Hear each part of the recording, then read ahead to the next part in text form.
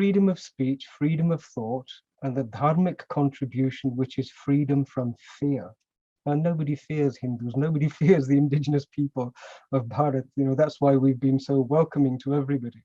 But that gift, freedom of fear, freedom of thought, and freedom of speech, they are contributions that we as representatives of the First Nations have yet to contribute in a manner that it was acceptable to the Eurocentric world.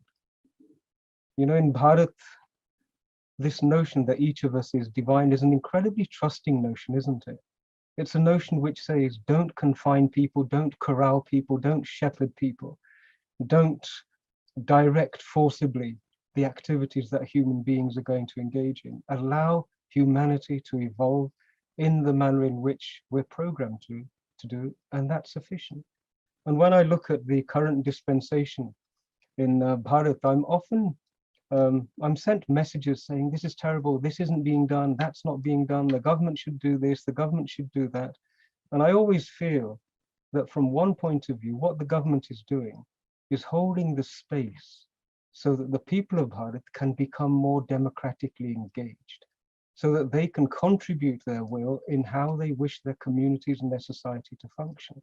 And we're seeing the fruits of that holding of empty space beginning to manifest.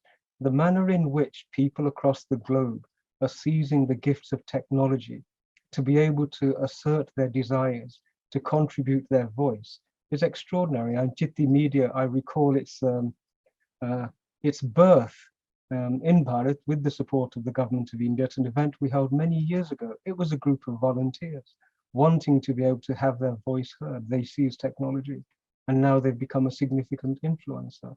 So from that point of view, the increasing engagement of the people in democratic policy making, I don't think it's ever been as great as it is now.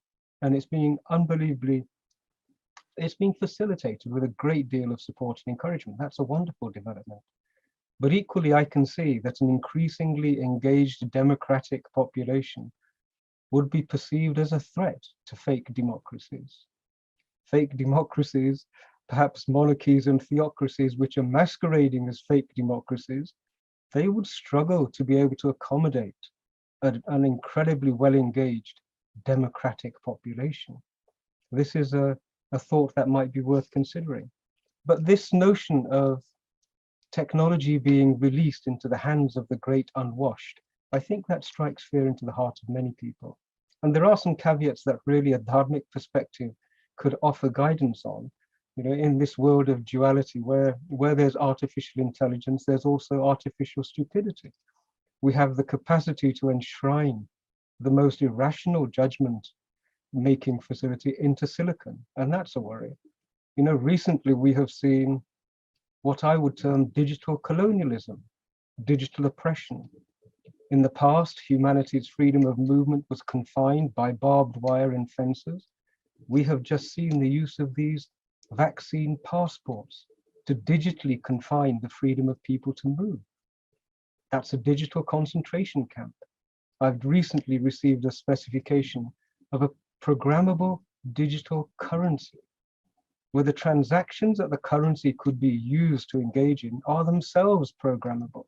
So you could decide, or whoever is controlling that element could decide what that population could and could not buy. It's being presented as a wonderful thing that a parent could actually give their child some funds, and the funds themselves would deny the child the opportunity to buy sweets. Now, isn't that a lovely way of projecting a transactional oppression, shall we say? So these are also happening, and it's the populations, I think, who are now saying, no, we're not happy with this. There is one last concluding thought I'd share, which does concern me, and that is the Eurocentric nature of these conversations. Eurocentrism is a denial of diversity, and it's a denial of global democracy. From outside of the European sphere, we can stand and say we have witnessed Eurocentric wars plunge humanity into darkness which takes decades to recover from. And we're witnessing that rush to engage in yet another Eurocentric war with the same battle drums being beaten, the same non-democratic decisions being made.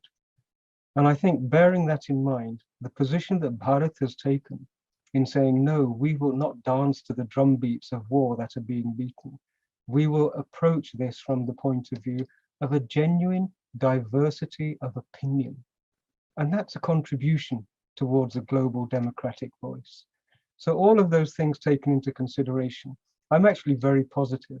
I think there is a responsibility on the Eurocentric power structures to acknowledge that they must embrace a global diversity of opinion, of motivation, of principles, before they can then receive the mantle of saying, yes, we are the champions and the protectors of the principles of democracy.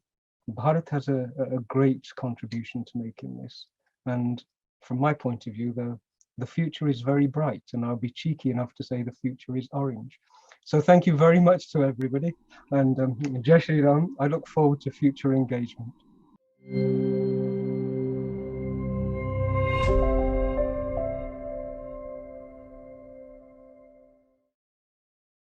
Please remember to subscribe to us and switch on the notifications for this channel.